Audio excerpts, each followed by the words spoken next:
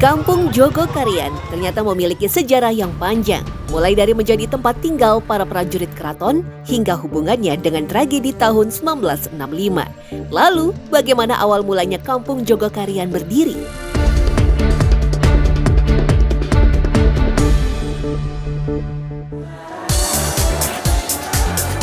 Masjid Jogokarian dikenal dengan tradisi berbagi takjil gratis dengan menu mewah selama 30 hari full di setiap bulan Ramadan.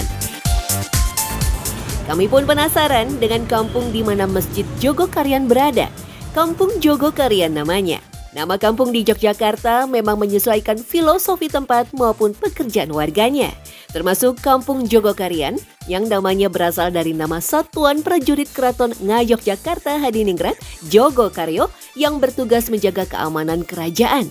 Mereka membuat permukiman di sisi paling selatan keraton yang berbatasan dengan hutan tempat raja berburu, yaitu Hutan Krapyak atau sekarang disebut Panggung Krapyak.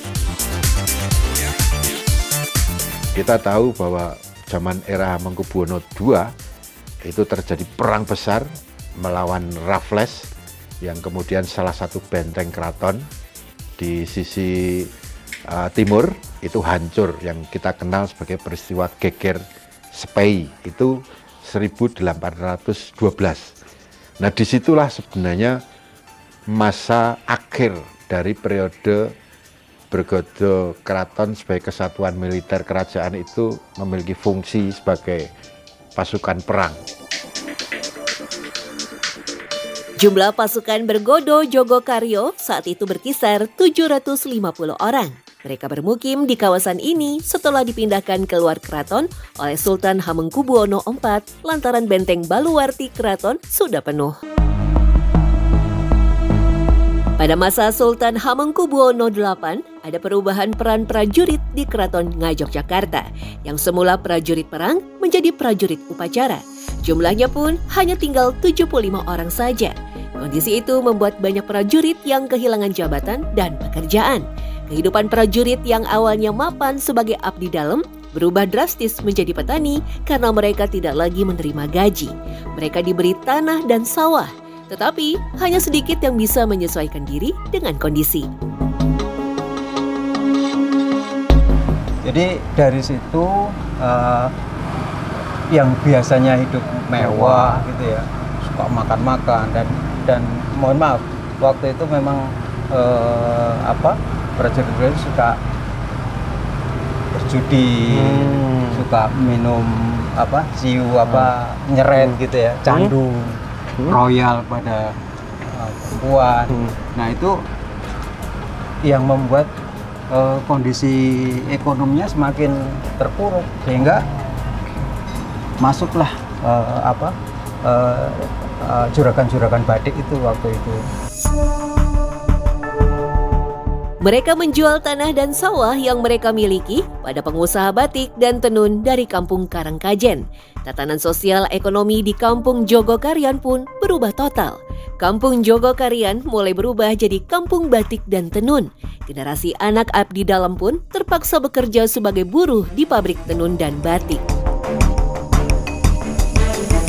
Makanya Masjid Jogokarian pun dibangunnya oleh pengusaha batik. Betul, jadi semakin kesini pada saat genting dulu ya tahun 1966 Partai Komunis Indonesia itu bangkit. Para buruh-buruh ini sangat mudah sekali dipengaruhi oleh PKI ini sehingga banyak sekali orang-orang yang termarginal itu ikut mereka karena isu juragan sama buruh gitu ya. Nah itu ketimpangan sosial. Nah, ketimpangan sosial yang sangat tinggi itu sehingga sangat mudah dipengaruhi untuk ikut mereka, sehingga Kampung Jogokarian pada saat itu memang menjadi kampung yang sangat abangan gitu ya. Basis PKI zaman tahun itu. Nah, sedangkan juragan-juragan batik ini mereka itu berafiliasinya ke Masyumi gitu ya. Jadi orang-orang Muslim gitu yang concern banget dengan dan musuhan banget ya dengan PKI itu, sehingga mereka berhimpun untuk membuat masjid di Jogokarian ini. Pada masa kritis, Masjid Jogokarian dibangun dan menjadi alat berakat untuk melakukan perubahan sosial menjadi masyarakat Jogokarian yang berkultur Islami. Masjid Jogokarian pun saat itu benar-benar melaksanakan fungsinya sebagai agen perubahan yang awalnya abangan menjadi masyarakat Islami. Tragedi kelam yang terjadi di Kampung Jogokarian menjadi saksi bisu sejarah bagaimana akhirnya Kampung Jogokarian menjadi kampung religi yang sangat erat hubungannya dengan ajaran Islam. Sampai akhirnya seperti sekarang hidup rukun, damai itu setelah tahun 65 itu kelanjutannya bagaimana Pak? Jadi betul. Jadi memang berjalan waktu gitu ya, mesti semakin banyak jamaahnya. Kemudian setelah PKI itu kalah, kan banyak sekali tokoh-tokoh yang dari sini diambil gitu ya, untuk ada yang sampai ke Pulau Buru segala macam itu, sehingga waktu mereka kembali ke sini itu anak-anaknya sudah kita bimbing ke masjid, sehingga bapak-bapaknya yang dulu menjadi ex-tapol itu kemudian malah justru menjadi jamaah aktif di Masjid Jogokarian. Saat ini, Keraton Yogyakarta memiliki sekitar 600 prajurit yang terbagi dalam 10 bregodo atau pasukan. Fungsi dan tugasnya tentu saja berbeda dengan zaman dulu.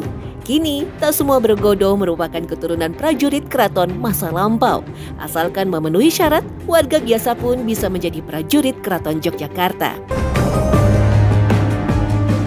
Untuk sekarang yang hanya ditugaskan sebagai pengawal dan pelengkap dalam upacara adat di Keraton Jogokaryo ini satu-satunya bregodo yang ditugaskan untuk mengawal prosesi Miyos Gongso, yaitu upacara sebelum adanya grebek maulid atau mulut, itu untuk memperingati kelahiran Nabi Muhammad dalam Kesultanan Yogyakarta. Tak dipungkiri, Kampung Jogokarian memang menjadi saksi berbagai peristiwa penting di Yogyakarta. Dari kehidupan mewah para prajurit Jogokaryo yang kemudian berubah drastis sampai perlawanan terhadap gerakan Partai Komunis yang berhasil mereka tangkis.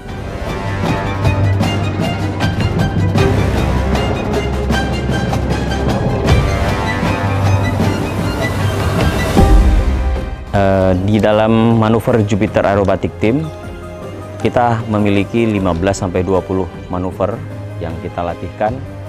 Biasanya dari awal mulai show, kita akan melaksanakan manuver secara bersama-sama, namanya mesh formation. Kemudian pada suatu manuver kita akan split menjadi 2 bagian.